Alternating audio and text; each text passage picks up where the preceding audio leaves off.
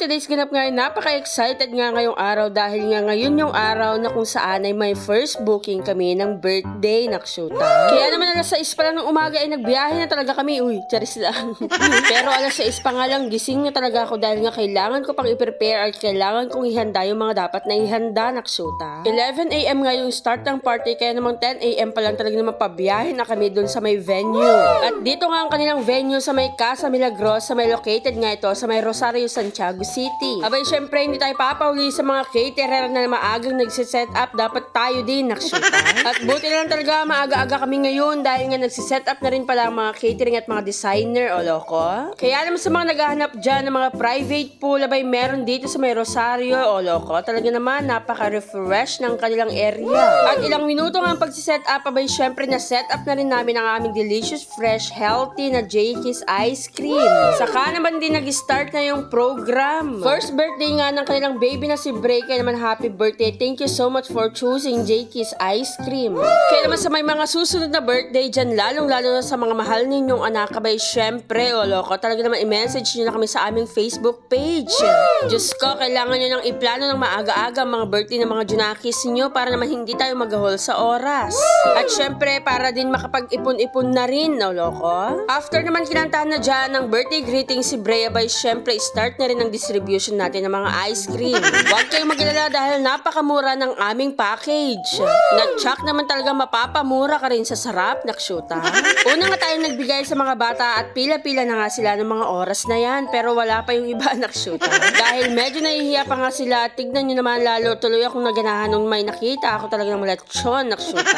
Sabi, ganito pala yung feeling pag pumupunta ng event, talaga naman busog-lusog ka rin, nakshuta. Kaya naman, Diyos ko, thank you so much.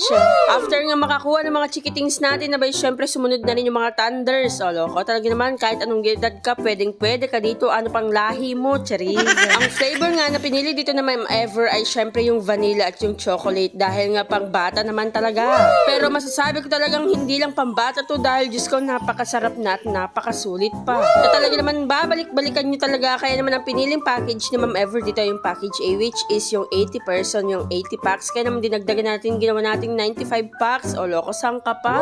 At dahil ito nga ang pinaka first event namin ng taon, no loko. At nung medyo settled na at busog-lusog na nga ang mga karamihan, na ba, syempre nagpalakas naman na ng loob namin itong napakalaking typhoon. Ano ng python, nakasuka. Pero ito si Sir Rojima, talaga nung mga busy na yung mga tao, Diyos ko, kinarir naman na niya talagang magbalot. Uy, loko. Abang itong si Maria Santita, late na nga. Oh, hindi pa niya alam gagawin niya, charis. Pero mas bilib talaga ako dito, grinab niya yung opportunity na busy ang lahat. Kaya naman yan, nagsilipin na. Nakakain na nga lahat-lahat, nagbalot pa, nakshuta. Kaya naman thank you so much sa aming first ever na booking ngayong taon. Thank you so much, Mapalad and Kato family. At after naman natin sa event ng mga kinaumagahan na ba, syempre kinagabihan naman na dumiretso na tayo dito sa may night market. O diba, oo, ganun katindi ang pangangailangan namin, nakshuta. Hindi niyo talaga kami mapipigilan dahil nga, Diyos ko, baka hanapin nyo kami, wala kami ng isang araw, hanapin nyo kami, o diba? Ano daw, nahulo-hulo na, nakshuta.